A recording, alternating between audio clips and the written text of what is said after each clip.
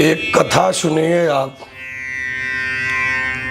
आप बेशक भगवान की पूजा मत करिए, लेकिन कोई दास है, कोई भक्त है, कोई पुजारी है तो उसका जीवन में कभी तिरस्कार भी मत करिए। एक बार की बात है, एक बुजुर्ग था, एक बुढ़ा था जो 80 वर्ष की उम्र उसके पार हो चुकी थी। वो अपने गृहस्थ जीवन में रह करके, अपने घरों में रहकर, अपने परिवारों में रह करके वो भगवान का गुणगान किया करता था। एक दिन ईश्वर की कृपा देखो, उसके महाराज, उसके गुरु का सत्संग था बॉम्बे में, और वो बुजुर्ग बेचारा बॉम्बे जाने की तैयारियां किया। और जब बॉम्बे जाने की तैयारियां किया, अपने बैग में भगवान की प्रतिमा और वो माला को रखा और चल दिया बुजुर्ग प्रभु का नाम लेते लेते स्टेशन पर। और जब स्टेशन पर पहुंचा वो बुजुर्ग, तो प्रभु से प्रार्थना किया तो ट्रेन भी आ गई। और जब ट्रेन आ गई तो जिस बोगी में बुजुर्ग सवार हुआ, वो बोगी पूरी की पूरी खाली रही। अब बुजुर्ग ने बहुत प्रसन्न हुआ, धन्य हो महादेव, धन्य हो भगवान, जिसका कोई ना सहारा प्रभु उसका एक आप हो सहारा, उसका एक आप हो सहारा। और बुजुर्ग ने आसन लगाया और माले को निकाला, जप रहा है, जप की नमः शिवाय का माला, जपेला के हो दिल वाला, नमः शिवाय का माला, जपेला के हो दिल वाला। ट्रेन चली जा रही है। बुजुर्ग बड़ा प्रसन्न है कि भगवान मैं आपकी आज 24 घंटे भक्ति सुमिरन करूंगा। ट्रेन जाते जाते 2 स्टेशन को पार करती है, तीसरे स्टेशन पर रोक गई। और जब तीसरे स्टेशन पर ट्रेन रोकती है तो 10 नौजवान छात्र, पढ़े लिखे नवयुवक विद्यार्थी, 100 स्टूडेंट हैं, उसी बोगी में आए जिस बोगी में बुढ़ा भगवान की भजन कर रहा था। नौजवान है, पढ़े लिखे हैं, 10 के संख्या में हैं। बोले अरे बुढ़े, ये तुमने क्या कर रहा है? ये क्या नमः शिवाय भगवान का सुमिरन कर रहा है? अरे भगवान को किसी ने देखा है? बुजुर्ग जान रहा है कि बच्चे हैं, नादान हैं, इनका भी अनुभव अंदाजा कम है। बुजुर्ग ने हाथ जोड़ा कि बेटा मैं भक्ति कर रहा हूं, भगवान से प्रार्थना कर रहा हूं। जो भगवान को माना है तो भगवान को जानेगा जरूर, वो भगवान को देख सकता है, प्राकृतिक की कृपा उस पर हो सकती है। बेटा आप क्यों चिढ़ रहे, क्यों झगड़ा कर रहे हो? भक्ति तो मेरी नहीं बंद हो सकती है, भक्ति मेरी तो नहीं बंद हो सकती है, चाहे कुछ भी हो जाए। वो नौजवान है, धमकाए, डरवा रहे हैं कि बुढ़े अगर तुम भक्ति करना बंद नहीं करते हो तो तुम्हें जेल में जाना पड़ जाएगा। बुढ़ा ने सोचा कि ये कहां का नियम है, बुढ़ा ने सोचा कि ये कहां का नियम है कि अगर मैं भक्ति नहीं करता हूं तो मुझे जेल में जाना पड़ेगा। वो नौजवान है, पढ़े लिखे विद्यार्थी हैं, उनका दिमाग तेज है।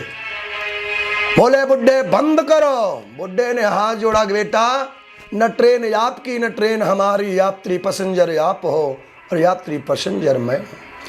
2-4 घंटे का हम सफर है हमारा आपका, तो उसमें क्यों आप तकरार कर रहे हो? वो नौजवान मानने वाले कहाँ। एक छात्र की नजर पड़ गई। जो मेरे माताएं लोग, जो मेरे भाई लोग ट्रेन में सफर किए होंगे और जब बोगी में बैठते होंगे तो बोगी में एक खिड़कियां होती है, और जिस खिड़की पर लिखा होता है कि आपातकालीन खिड़की, और उस खिड़की के पास एक चैन होती है। जिसे चैन को पोलिंग करने से ट्रेन खड़ी हो जाती है। इमरजेंसी। नौजवानों ने कहा, रे बुड्ढे, अगर हम लोग चैन पोलिंग करते हैं तो टीटी जीआरपीएफ के जवान आएंगे तो आरोपी तुम्हें बनाया जाएगा, इस नाते तुम भक्ति बंद करो। बुढ़ा ने सोचा कि नौजवान है। बुजुर्ग ने सलाह दिया कि बेटा, इस ट्रेन में कोई बैठा होगा ऑफिस में जाने के लिए, और इस ट्रेन में कोई ऐसा बैठा होगा जिसे अस्पताल की आवश्यकता होगी, सांसें उसकी घुटती होगी। ऐसी नादानी, ऐसी आपत्तियां मत करो बेटा। लेकिन वो नौजवान हैं, पढ़े लिखे बच्चे हैं, एक्सोडेंट विद्यार्थी हैं, मानने वाले का। फिर पढ़ रहे हैं तो उस पर लिखा है कि यदि आप ट्रेन को चैन पोलिंग करके खड़ी करते हो तो 500 रुपए का जुर्माना होगा अगर अनायास खड़ी करते हो, और या तो 6 महीना का आपको जेल भी हो सकती है। नौजवानों ने कहा कि 500 रुपए जुर्माना, तो हम लोग तो 10 की संख्या में हैं, चलो सब 50-50 रुपए एकत्रित करो।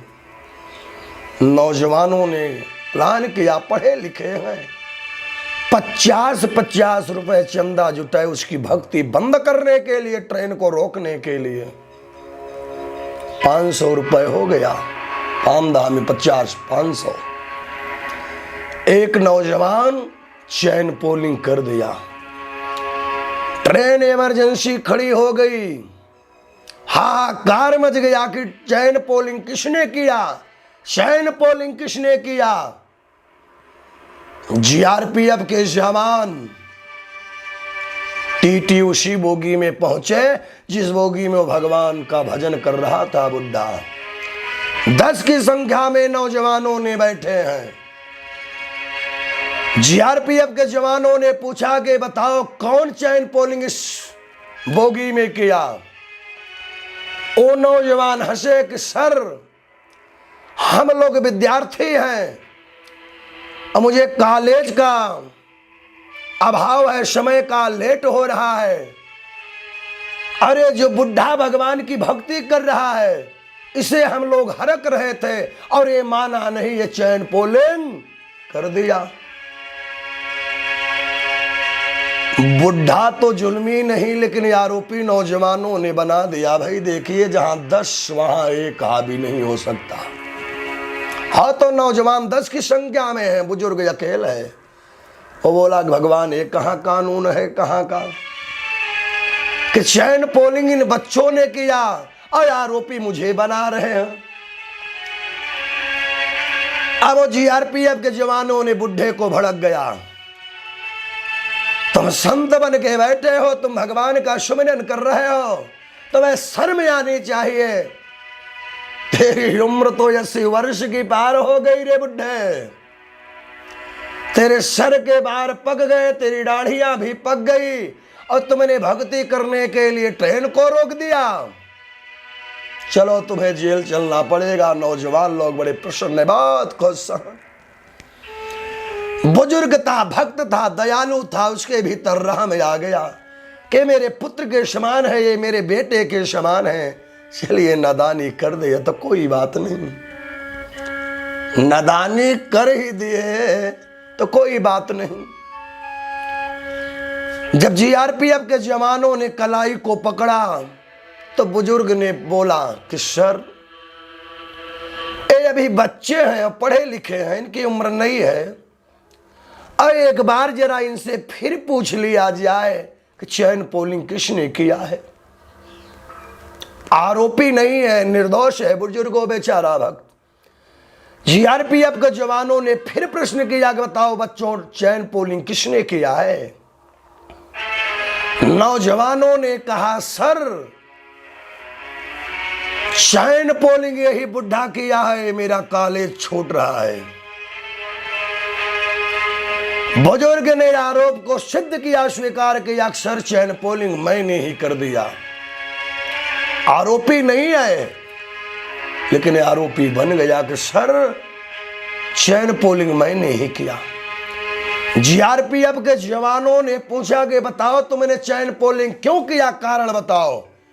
बुजुर्ग ने हाथ जोड़ा, सर ये 10 की संख्या में मैं अकेल और मेरे पास 500 रुपए रहे, इन नौजवानों ने उस रुपए को छीन लिया, इसलिए मैंने चैन पोलिंग किया कि यदि ट्रेन स्टेशन पर खड़ी होती है तो नौजवान है कूद के निकल जाएंगे और मैं बुजुर्ग हूं, इसलिए मैंने चैन पोलिंग किया, मेरे रुपए को दिलवाइए सर। और 50-50 रुपए एकत्रित किए थे चंदा के नाम से। और जब जीआरपीएफ के जवानों ने तलाशी किया तो चंदा एकत्रित करके एक नौजवान के जेब में रखा गया। जीआरपीएफ ने पैसे को लिया, बोला तुम 100% विद्यार्थी जीवन में इतना बड़ा कदम उठाया कि एक बुजुर्ग भक्त को परेशान करने के लिए तुमने छिनैती किया, तो बेचारा चैन पोलिंग कर दिया तो क्या बात है। अब बुढ़े को छोड़ करके वो जीआरपीएफ के जवानों ने उन नौजवानों को पकड़ा कि चलो जेल की सलाखे में। तो बुढ़िया वो बुजुर्ग भक्त जो है देखा नौजवानों को तो उसे दया लगने लगी, वो अपनी दाढ़ी को सहलाने लगा, करे बेटा तुम तो दूसरे को बधाना चाहा, लेकिन मैं भक्ति में ऐसा दिमाग लगा दिया कि तुम लोग खुद जेल के सलाखों में चल रहे हो। बुजुर्ग को दया लगी, जीआरपीएफ के आगे हाथ जोड़ा बुजुर्ग कि मेरे बच्चे के समान है, बहुत बड़ा मुझे अन्याय होगा कि मैं अनायास किसी का धन को अगर लेता हूं। ये 500 रुपए हमारा नहीं है, ये 500 रुपए तो इन्हीं का है, दिया फिर जाएंगे। लेकिन अब इनसे पूछा जाए कि चैन पोलिंग जीवन में किसने किया इस ट्रेन में, तो नौजवानों ने डर गए, पढ़े लिखे हैं, बच्चे हैं, और डर गए, तुरंत जुल्म को स्वीकार किए। सर ये बुजुर्ग तो निर्दोष है, धन हमारा है, लेकिन चैन पोलिंग मैंने ही किया। और बुजुर्ग हंस दिया, बोला सर अगर हो सके तो ये बच्चे हैं, इनकी गलती को एक बार क्षमा किया जाए। तो ऐसी नादानियां कभी जीवन में मत करना, अपने बुजुर्ग की सलाह को जरूर लेकर चलना, किसी की बात को काटने का प्रयास जीवन में मत करना। किसी को बझाना चाहोगे बझ स्वयं जाओगे, किसी के साथ अनभल कर्म करोगे तो वो तुम्हारे साथ भी हो सकता है। प्रेम से बोलिए भगवान भोलेनाथ की।